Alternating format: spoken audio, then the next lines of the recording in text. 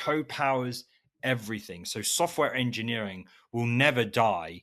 The manner in which we do it will change, but it will never die. Maybe something else will come over the top of it. Maybe the abstraction will come higher and higher and higher, because we're talking about what is it? Is it assembly? The raw foundational ones and zeros. You keep abstracting, and people made it easier and easier and easier. Maybe we'll get another abstraction on top of what.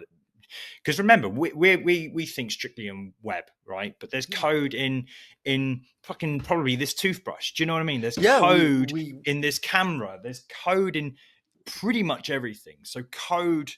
Yeah, I did learn assembly, by the way, in university. We did some like addition and subtraction and like jumping to a loop, all in assembly, like how you can do a loop and something like this. And it's kind of like horrible in a way if you look at it. But we also did some C. We learned C. I did like some fun math stuff in C. That's like 13, 14 years ago. Oh man, I'm old.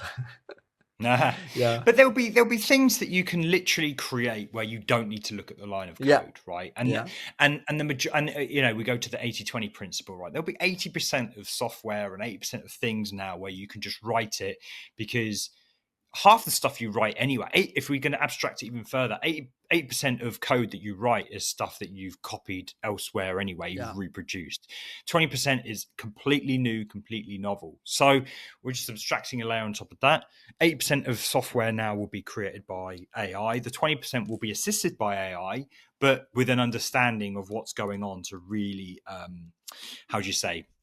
make the most of it. Yes, you need to make the most of it. And also performance is, like, people don't care about performance when it's like clicking a button, but when you create something for the real world, and if you want to create something scalable, like something big that is not just, a tiny piece that AI can create, you do really need to care about performance, because you want to push the boundaries. And with performance, we're nowhere near, like, a website is turning the fans of my computer on, so we do need still performance. We are not where you would be like not thinking about it. You need it. You need to think about it. So AI didn't fix the Cloudflare outage today. I'll tell you that much, right? It might have been able to diagnose it. It might have been able to point them in the direction, but I bet an engineer was with their fingertips coding and understanding, like knowing what they are doing, knowing that the AI hasn't hallucinated, and knowing that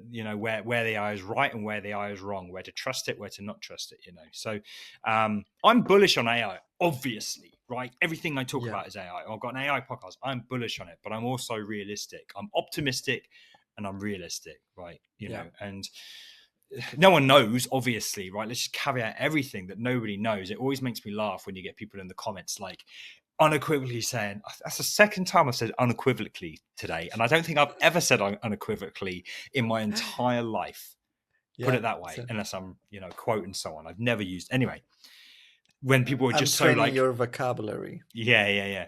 Someone was like, Gemini it was a comment on my TikTok, Gemini is not a good model. It's like, I thought it was a good model, but it's a good model. Like, what's the deal? Anyway. This is part of a larger conversation on my show, Cmd+AI, which we stream live every single week. We discuss the news and all things related to AI in the world of design and web. Catch us next week and join in the banter.